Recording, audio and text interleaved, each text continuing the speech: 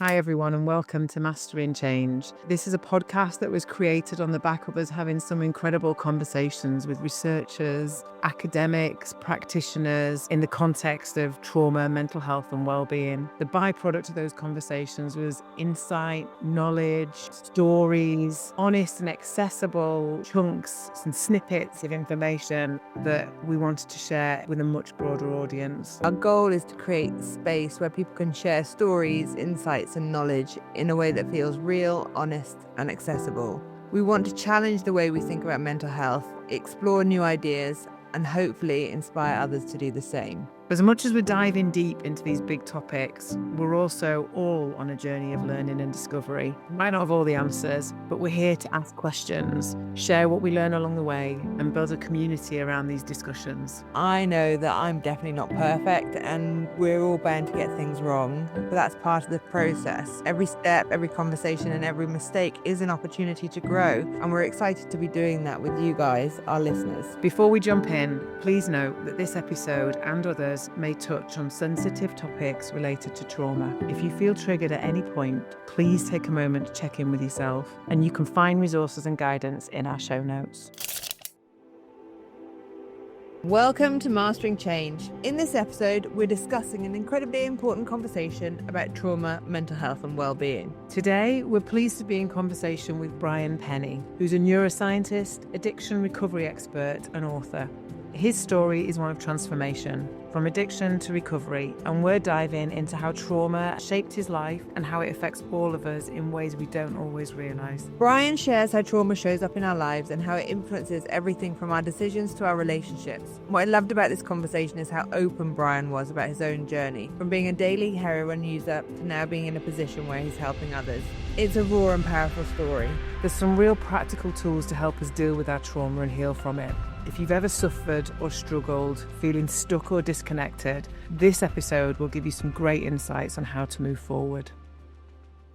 Hello, Dr. Brian Pennie. Welcome to our podcast. It's a real pleasure to meet you.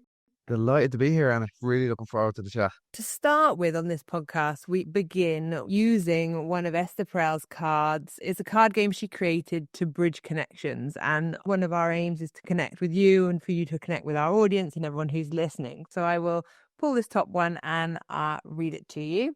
The most difficult decision I've had to make, ... Wow, the most difficult decision I've had to make. The most difficult decision I've had to make will come across as one of the simplest decisions for many people. And it's to tell my parents and my family that I love them. And it's really crazy because I've had a decision to come off heroin, deep addiction, and I know my family love me. But a big element of my own upbringing, I suppose, was that I knew my family loved me through acts of service. They were always there for me, but we did not do affection. We did not tell each other we loved them. We did not do hugs, and there was a lack of affection in the family. And even when I found recovery, I found it so difficult to make the decision to tell my family that I loved them. Individually, I love you. It felt like something was wrong at that depth of a level inside, intrinsically wrong. And it was just the way I was conditioned over time. So it's a crazy thing that something so simple and comes so easy and should be so organic and normal was one of the biggest, most difficult decisions I ever had to make, to go through with that process. And how was that met? It was met through vulnerability. It was met through awkwardness. It was met, do you know what? I couldn't do it in the early days, and I don't think my family were ready. And a big element of my own recovery was it shone a light on the addictions within all of my family. So over time, we just became closer and closer. Like I always say, I used to make my mom cry. I like to think I make her laugh today. And slowly, I'm 11 years in recovery, and slowly over time, we have all come closer together, and we're able to say it, not without awkwardness, but we're able to say it, we're able to hug each other. And it's just becoming a very beautiful thing, Emma. It really is. It really is. It came to a crescendo there a couple of weeks ago. I had a big event in a theatre in Ireland. It was a charity event for kids' mental health, and it was part of a TV documentary that I'm doing. And it was the first time my mum came to an event. And very interestingly, when I was talking about the darkest times of my life during that talk with my mum there, an emotion came up inside of me and I completely went blank. It was like I relived the trauma with my parents there. It was a really strange scenario and I completely went blank on stage. But that vulnerability, that flaw, and I usually give let's say, a slick talk. I've been doing it for years, but that flaw opened up a space for the audience to support me. And I never felt so loved, so supported, so connected on stage. And it was another bridge with my family that we faced because they came back. We were hugging each other after it and all. And it was just an amazing thing. And yeah, it's a funny thing. It was a process. It was a process, I suppose. What that problem was. And so, Brian, so you mentioned a little bit about, addictions there in what we've just been talking about. Can you tell us a little bit more of your story, where your work all began? Yes, God, my work began the day I was born, to be quite honest, in terms of trauma. So I came into the world with a condition known as intestinal malrotation. So in simpler terms, that meant that my intestines were twisted and I could get very little nutrition into my body. So my mom, I think this was the part of the story I was talking about on stage. My mom was bringing me to the doctor and she was being fobbed off as this young, uneducated, overly concerned mother saying it's only colic. But her mother's instinct knew something more serious was wrong. And 3 weeks into my life, she went to the hospital, insisted that they took a closer look. I was actually on death's door. My limbs were going floppy. The colour was leaving my body. I was getting no nutrition for a couple of days. And I was rushed across for surgery. But prior to 1985, and a lot of people don't know this, prior to 1985, infants did not get a general anaesthetic when they went under the knife for surgery. So what I've since found out is that for my surgery, I would have been put on an apparatus like a crucifix to stop me squirming. I would have been given a local anaesthetic for the incision and a soother with alcohol on it to pacify me as they inserted the scalpel. But a surgeon recently told me that when they were foraging around me stomach to sort of unravel those intestines, I would have been awake through that procedure. And as I'm talking about this today, I've done a lot of trauma work, a lot of body work on myself, but I still feel an urge to rub the scar on my belly. Like, as we all know, the body keeps the score, and it left that imprint on my body. And I was terrified of my inner world, my heartbeat, breath, and pulse. I grew up with so much anxiety, so much worry, constantly afraid my family and I was going to die from silly little things. And I tried drugs at 14. I tried heroin at 16, and it kept me in its grips until I was 35 years of age. So I often say I was a heroin addict, like in every day, using heroin every single day for 15 years. But it was only a symptom of an underlying problem, which was trauma, drive, and anxiety. And I was literally medicating. I was looking for that anesthetic that I never got as a kid.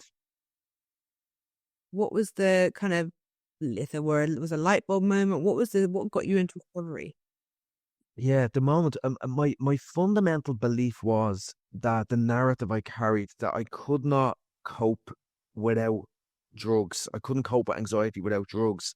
So I was a functional addict for much of that time. But in the latter stages of my addiction, I lost my job, I lost my mind, I lost my health in a very severe way. And even all of me loved ones had to pull away. Anyone that came into my orbit felt the pain of my addiction. So they loved me and they had to pull away. So I tried to break free from addiction. I went to the clinic where I was a registered addict and I says, look, I want to try to break free. I want to try to get clean. But really what I was trying to do was get off drugs and come back and do it smarter because I couldn't live in the world without drugs. That was the idea. That was the brainstorm I had at that moment. But when I tried to get off drugs, they wouldn't let me into a detox because I was taking so many benzodiazepine. So I ended up doing a benzo detox at home on my own. And 2 days into that detox, I call it the most painful night of my life, but it was also the most important night of my life. I had what's called a grand mal convulsive seizure. I bit my tongue, splitting it nearly in half. I ended up in hospital, fundamentally believing I was brain damaged. I remember lying on the hospital trolley and I was looking at this red fire extinguisher on the wall and I didn't know what it was. It was like my verbal world, my cognitive world was broken. And I remember there was a moment where I lay back down on the trolley, just thinking I was brain damaged, saying, I can't do this anymore. I give up, I'm done. And it wasn't a suicidal thought. It was just like, you win. I can't beat you. You beat me, whatever that was. And as I lay back down on the trolley, I'll never forget waiting to be overwhelmed by panic and fear, my adversaries all of those years. But a sense of peace came over me. And it was only after that event, retrospectively, I realized that that was the first time I ever stopped resisting reality. I stopped fighting with my own mind. It was a moment of letting go, a moment of surrender. And I came through that process with a different lens of the world. It was like something just shifted. And a couple of weeks later, I was going to a heroin detox to come off opiates then. But I was like this curious scientist with a lust for life. Something had shifted. I had a new perspective of the world. I start reading books, meditating, talking about my feelings for the first time. And it was like this energy came back into my life. And I haven't really looked back since. That's 11 years ago. And it just set me off on a journey of exploration that was just, I'm so grateful for. Wow. And how's that then? So that's great. It's really insightful story. How does that then informed your work and your perspective on this field and what you want to tell the world about what you know through lived experience, through education? Yeah, God, it's given me, so what I like to think, like I draw on my lived experience combined with what I've learned. So I didn't stop being an addict. I often joke about this.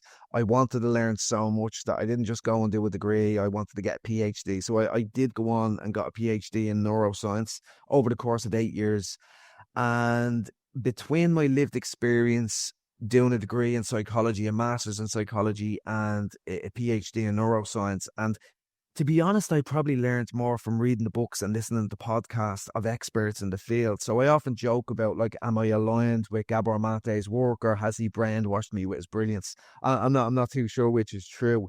But I've sort of dug into neuroscience. I've listened to multiple different disciplines because I think it's dangerous sort of floating into one arena and going all in on that. So I've sort of used multiple disciplines and my lived experience. So I do come from a very biological, neuroscientific perspective of trauma, but then listening to experts in the field as well, while trying to stay very aware of my own anecdotal experiences as well. And I suppose how it has informed my knowledge of trauma. I definitely believe that trauma, and it's very aligned with many people's work, like it leaves an imprint on our minds, bodies, and souls for that matter. It really does. And I think to recover from trauma, there's multiple ways to recover from trauma. But one thing that really resonated with me, like I went and looked into my story. I know many people look into their stories of how they've been traumatized. But from writing a book about this and telling the story about this, I often questioned myself and says, how much of that is actually true in terms of the exact details of that? So while we can delve into the past and learn about our traumas, it's only really an imprint, or I suppose a story of what happened and not exactly what happened. So while the past is important, I like to think about what I can do now in the present moment. And I suppose that's where I really lean into the research in terms of neuroscience, because it really changes our biology, our threat reflex in terms of how we relate to the world. And what it did for me was it turned me into a finely tuned anxiety machine. So my relationship with the world changed. Like I have a very solid values based framework for life today. But those values were not evident to me for most of my adult life. Like energy, my relationships, my health are so important. But all I cared about was drugs to make me feel better, to escape the pain I was feeling in my own body. So I've several different frameworks today in terms of how I navigate that. But I think fundamentally, I had to recondition my past and recondition my experience with trauma. And this came back through like inner child work. It came through reconnecting with people. It came through meditation. It came through yoga. I didn't dig deeply into yoga because I had a fear of my own inner body. But through just becoming friendly with my body again. And that's in terms of like a miracle occurred for me when I'd done a mindfulness exercise while I was in detox and I could breathe through my nose. The mindfulness instructor said, take a deep breath in and focus on the breath. And I says, I'm afraid of my breath and my chest. I can't do that. And she says, well, just breathe in through your nostrils. And I remember breathing in through my nostrils and being able to focus on the air coming in and out. And I was like, that is a miracle. And that sort of was a catalyst for me to say, right, what can I do in the moment to recondition that imprint that was left on me through the trauma that I experienced? So there's multiple different tools, but I think conceptually at its core, what I'm trying to do is I'm trying to recondition that nervous system response I had. Because I suppose how I see trauma today is the imprint that it leaves is not the problem itself. It's the future challenges or the challenge that arise in the moment, and it's your susceptibility and the amplified response of that nervous system response, which is an adaptive response. It's trying to protect you, but it's how we change our relationship with that in the moment that can change our lives going forward. So really the way I've sort of think about this as well, I have a very values-based framework to live my life, but the reality is that challenges happen in life. So what we're really faced with is decisions that we have to make. And we can make feelings-based decisions. And I'm not talking about gut intuition here. I'm talking about feelings like fear that arise from those challenges. Or we can make values-based decisions. And I suppose, let's say, coming back to what I spoke about at the start, like I felt not telling my family I loved them because it brought up fear for me, vulnerabilities, I suppose. But I value my relationships with my family, so I made that what was a difficult decision. For somebody else, you just might want to avoid a difficult decision with people, but if you value honesty, the relationship and integrity, you will have that difficult conversation. I may feel stressed, or other people may feel stressed because we're in an overworked world. We're busy and wrecked a lot of the time. So we may feel like having a bottle of wine, but you might value your mental and emotional health. So what decision are you going to make? A values-based decision or a feelings-based decision? So what I like to do, I like to go from a bottom-up process and think about it from that biological perspective. But we've got to have shortcuts in the world that allow us to make decisions in the moment as well. So I suppose I've brought multiple different concepts and multiple different disciplines together to help me to navigate the world in a way that makes sense for me in the busyness of modern life. And talk to us a little bit about that value-based framework then. Is that something that you've kind of created as a modality that others can implement? Or is that something that is just like you're describing that as a tool that you developed for you in your own recovery journey? Yeah, God, no, I've developed it. I think I came across it in multiple different frameworks. And I know Susan David, she does a lot of work around psychological flexibility or emotional agility, as she calls it. And it's this ability to make decisions based on what you value. And I've brought this on. I've done this with like I do work with young kids over in Ireland here in a detention centre, kids that have had trauma. So I've brought this framework into them. I've brought it to kids in deaf schools here in Ireland. I've brought it to prisons here in Ireland as well. But funnily enough, it's such a foundational technique because we all have challenges and emotional pain, emotional discomfort, but we all have values in life as well. So I've brought this into the corporate world to senior partners and the likes of Ernst & Young, the biggest banks in Ireland here as well.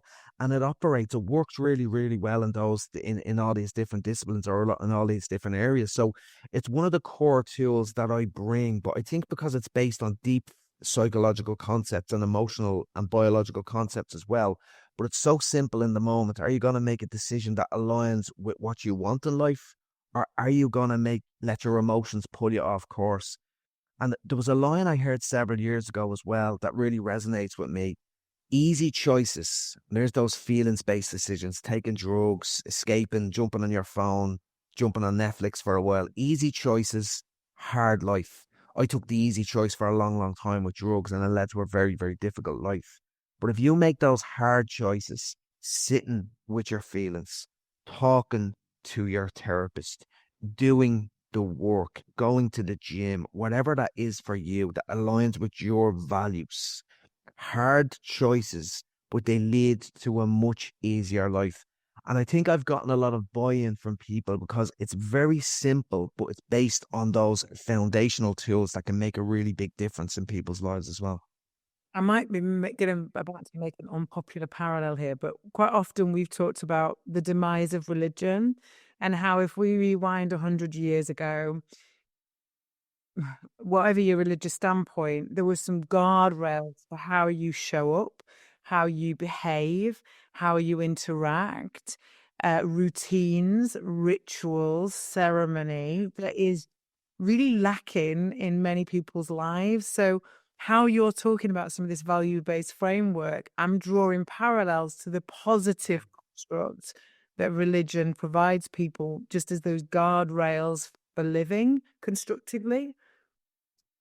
Yeah, I totally agree with that. Like, I think some religions, I won't say all religions, they've been corrupted by power or whatever else goes on. But if you look at all the religions, Hinduism, Buddhism, Christianity, the core themes and the core values or principles within those virtues, I suppose, within those religions, it's compassion, it's honesty, it's being a good person. And I think when you bring it back, I heard a great trail of thought on this a while ago. Like, we can have resume values or eulogy values. And your resume values are like boldness, ambition, drive. And they're great values. They can really get you places in life. But if you were at someone's funeral or you were at your own funeral, what would you want your loved ones to say about you? They were kind, they were compassionate, they were loyal. And I think when you peel it all back in life, peel everything back, it's about those good human values.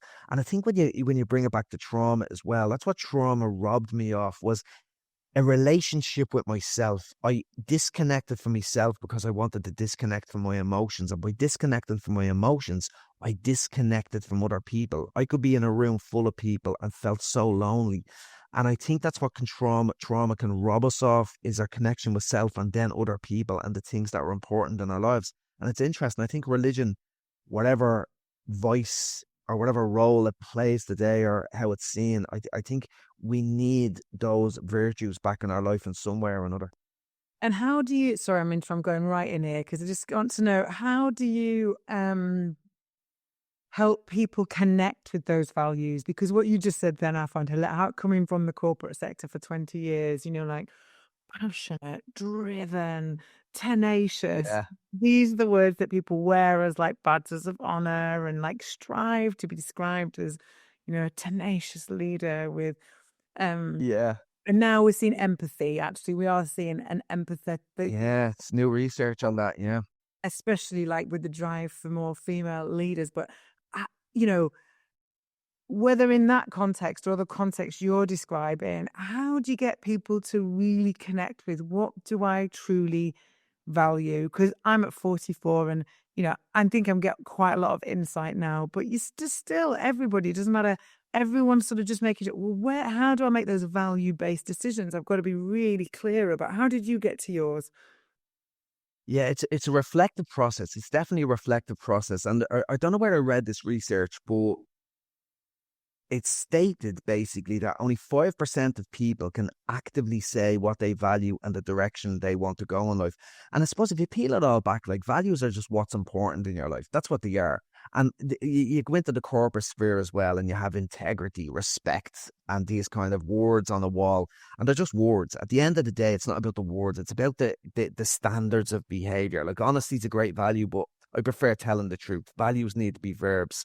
So I think how I try to connect with people, I'll tell my story. I'll tell my story of how I had no value system and it brought me way off course. I have a couple of other narratives within that. I think stories can be really powerful in that. And I think where people can really relate to my story, it looks like a story of heroin addiction, but then they find out, wow, I can relate to this guy. And then I suppose I show them where I've gone in life. Like, I have a fantastic life today. And there's been other examples of this framework that I've used in my life that have helped me, because fear is always pulling us off on a different path.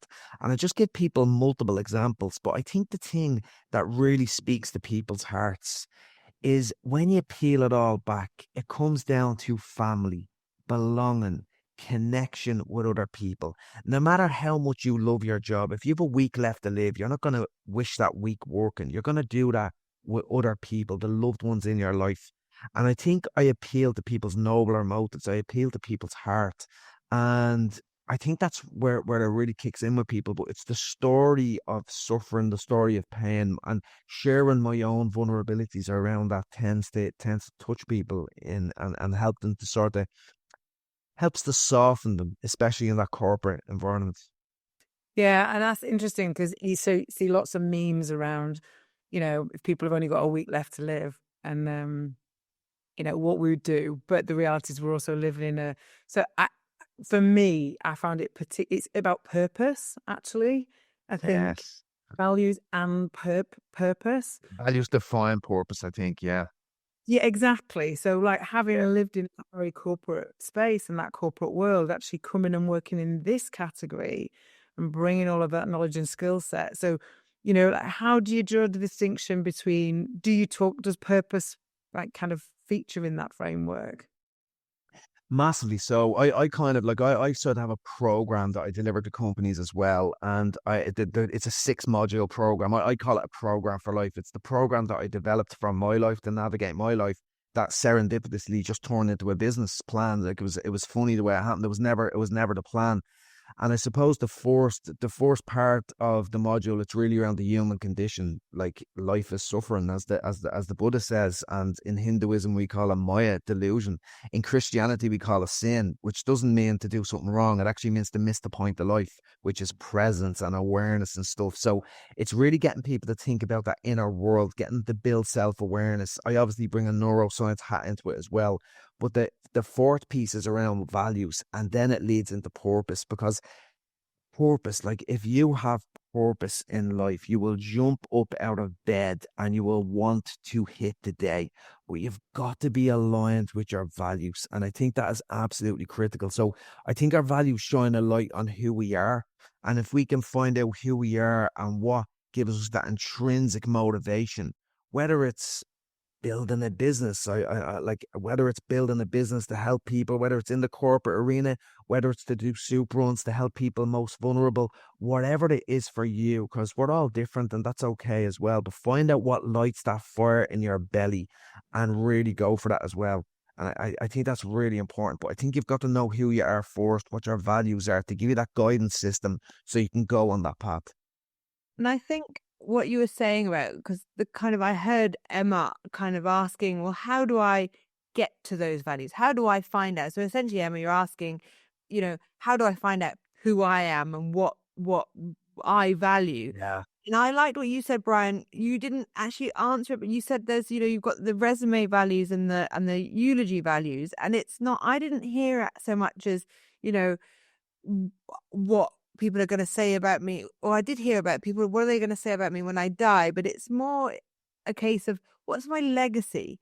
And my values have to align to my legacy, and if I want Yeah. at my funeral people to say, yes, I like work, I work really hard and I get a lot of purpose out of the job that I do, but my values aren't, I don't want someone to say, oh, she was just really hardworking, but I want people to say, she was a real example. She was someone we could look up to. She was someone that her children could really look up to, or her child could look to, one day being. And it's that kind of, that's where I would look at the workplace values, because I think it's quite difficult when you say, I don't want to think about that I'm always working compared to connecting. I think that you have to find this kind of balance between Definitely.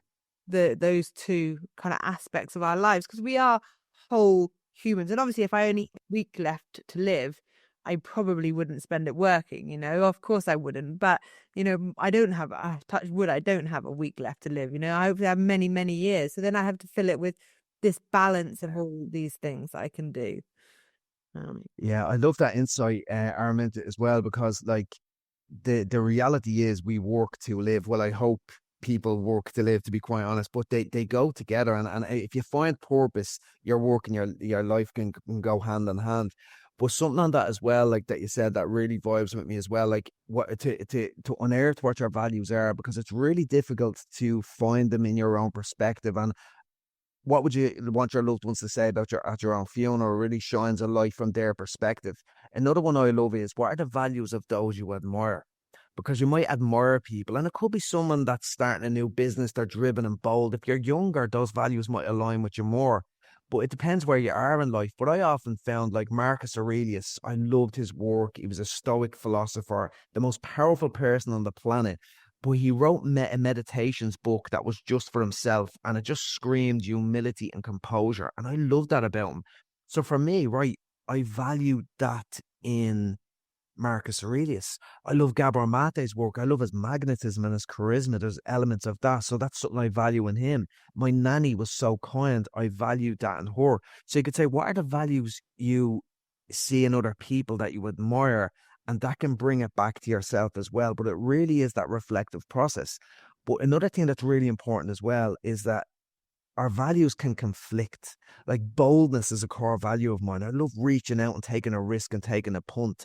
And it doesn't really align with a lot of my other values like compassion and patience and stuff like that. So they conflict, and it's nuanced and it's challenging. And as you said, we don't all have a week to live. We have many more years to live.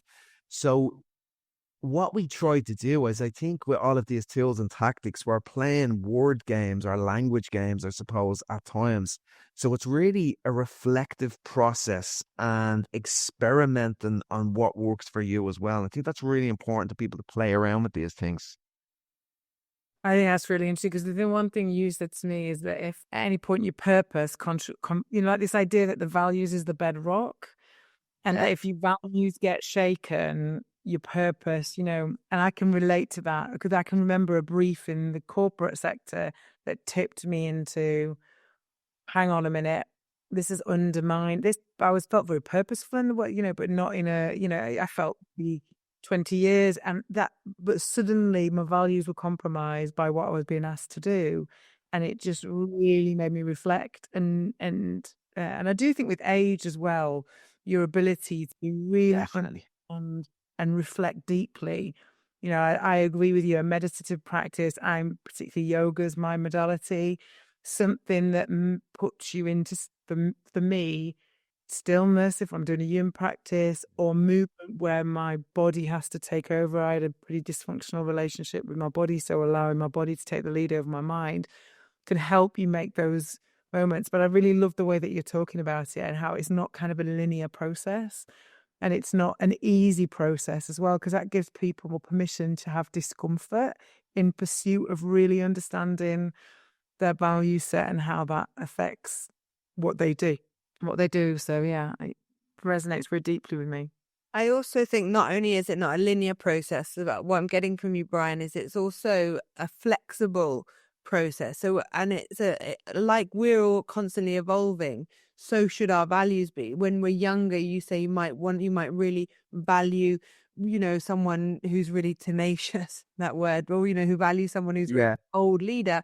But actually, as we get older, like Emma, like you said, suddenly at first you felt very aligned and purposeful in your work in the corporate world, but suddenly you had children and your values changed and your idea of how you want to show up in your life changed. And that's when you felt you lacked the purpose in your old corporate life and made the change to come into a more purpose-driven world.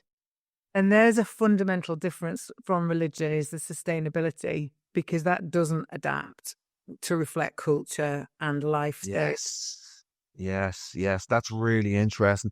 And even just taking culture, like in Western versus Eastern society, it's more of a collectivist versus individualistic kind of culture. So like different cultures have different values, and that's really important as well. And I think what's really interesting around flexibility, because I remember pre-COVID, I was developing my values framework, and I hang it all on a metaphor. Actually, it's an interesting metaphor. It doesn't make the boat go faster.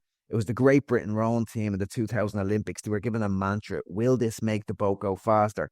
And I sort of hang this on the keynote that I do around this. I'll be doing it with Ed now on Wednesday, actually, Armand. But it's like asking yourself, I didn't have a rowboat per se. So I looked at simplicity. Does it make the boat go faster? If it does, we say yes. If it doesn't, we say no. So I wanted that simplicity in my life. Another one of my values, actually, clarity and simplicity. So I created a metaphorical boat based on my values for my own life. So if I'm faced with a difficult decision, does this align with my values? Does this make my boat go faster in terms of my three core values, my energy, my health, and my relationships? But in terms of the flexibility, because we can get very caught up and rigid within that. Because I remember when COVID came along in 2020, I was writing a book at the time. It was being released on the 26th of March. It was an absolute disaster. I was supposed to be on TV launching the book. Not only did that not happen, the book never even made it out of the bloody bookshops. It was in the warehouse for months. It was a disaster. 2 years of a PhD wiped out in an instant through COVID. And I remember my speaking career was really taking off. And I remember I obviously have been given a gift of recovery from addiction because I believe I should be dead. I called me book bonus time because I was given a second chance at life. I'm living on bonus time. And even though all of these things happened, I remember smiling, looking out the window saying, isn't this amazing how this isn't phasing me? This should be a big deal, but it's okay. It's going to be okay. But I remember looking at my values framework and I says, right, I need to change here. I need to be flexible. The world is changing really quick. And all of a sudden, flexibility or emotional agility was elevated to the very top because I needed to pivot. I needed to change many things in my life. So the values framework, they can be hierarchical. They've got to be flexible. And I would nearly say at all times, flexibility should be possibly at the very top to allow you the ability to pivot and let you change even in the context, because your values could be different with your kids than they will be out with friends for dinner. So it's contextual as well. And I think the emotional agility that you've just mentioned there is actually kind of, I think, and to be honest, I draw a lot of parallels with resilience, and emotional agility. Like, I think you can't be resilient unless you are able to understand what Stephen Porges' window of tolerance, right? Which is essentially saying, we are never always going to be in the window of tolerance. We're never always going to be okay. We are going to have little stresses, things that tip us up or tip us down. But it's the ability to bring us back into it. That's our resilience, is the ability to bring ourselves back into the window of tolerance after we've been stressed or outside of it. And I think without emotional agility, without the ability to say, okay, I'm upset or angry or stressed right now, but it's okay. I'm okay being here for a while, and then bring yourself back into that, regulated state. That's the, true resilience. And that's how I think I cope with life, really is building that muscle of emotional resilience. And I guess for me, what I was also hearing, as well as like a regulation piece, because you both got recovery journey, for me, I'm just thinking of a self-protection piece. If I'm really familiar with what I value and, how those values can show up in different contexts at different times, in different situations, there's a preventative approach in this framework as well. It doesn't need to be just about, kind of recovery. There's also a really strong, and I imagine that's where your corporate is, preservation and protection. And I'm reminded of, our chief equity and engagement officer often talks about, there's a farmhouse fable. I don't know if you know it. Basically, all the farmyard animals are invited to breakfast by the farmer. The chickens asked to bring eggs and the pigs asked to bring bacon. Obviously, the bacon, there's only a finite amount of bacon to that pig. The chicken's got infinite eggs. So the point is, am I giving eggs or am I giving bacon? It's another one of those kind of, how am I self-protect, and I'm reminded of that because it's these kind of old-fashioned fables and these kind of guardrails that I think so many people are missing.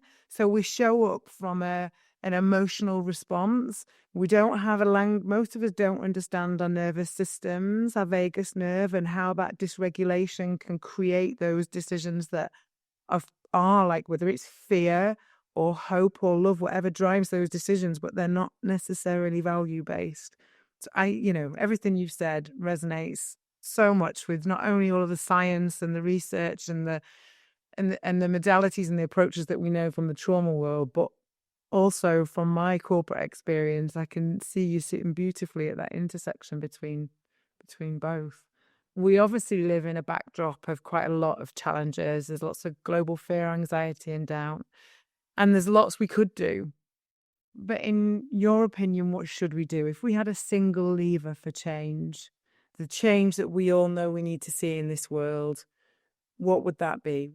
Oh God, that's a simple one for me. I just think there's a lack of awareness in the world, consciousness, whatever you want to call it. I just think most people are asleep, and I don't say that in a derogatory way. I just think the world is so busy that we can't really see what's going on. So it's about taking a step back and just waking up to, is consciousness the right word? There's a word I'm looking for. I think it comes back down to compassion. It's just like to be aware of other people and the pain that people are actually going through and showing compassion for that. So like it's the opposite of ego, and pull the lever to knock people out of that egoic mindset where they're looking for number one, I suppose. Beautiful. Yeah. Insight. Yeah. Thank you so much, Brian. Thank you. It was an absolute pleasure. Loved it, every minute of it. Yeah, ditto. It's been a pleasure to meet you. Thank you very much. Amazing. Great. So great chatting, guys. Really loved it. Yeah, Thanks a lot. Thanks so much, Brian. All the best. Chat soon. Bye.